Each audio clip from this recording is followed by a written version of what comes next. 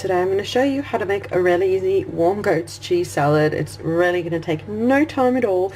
What I've done is I've chopped some tomato into rounds, and next we're going to chop the goat's cheese into rounds and top the tomato with the goat's cheese.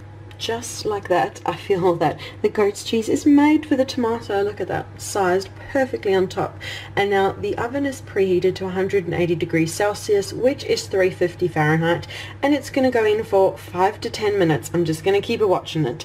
Oh, and make sure that the dish is greased, and you can also add salt, pepper, any seasoning you like to taste. Maybe add a bit of balsamic vinegar, whatever you like. Just season it to taste. So it's going to go into the oven for 5 to 10 minutes, and I'll show you what it looks like when it comes out.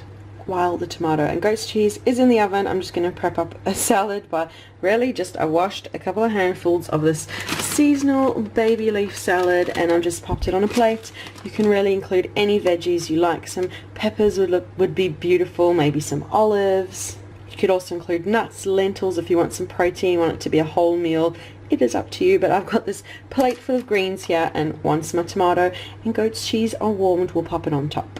It's out of the oven, and the cheese looks so soft and gooey. I'm just going to move it on top of the salad, and there you go. It's done. Really simple salad.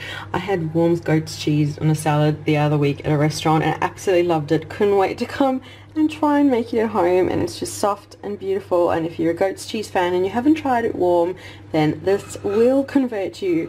And I've written a full blog post, which I'll leave down below, with loads of ideas for variations of flavors and different ways to enjoy this lovely warm goat's cheese salad. Make sure to leave a like, subscribe for more videos, and comment too. Let me know if you give this lovely recipe a try, and we will see you again soon.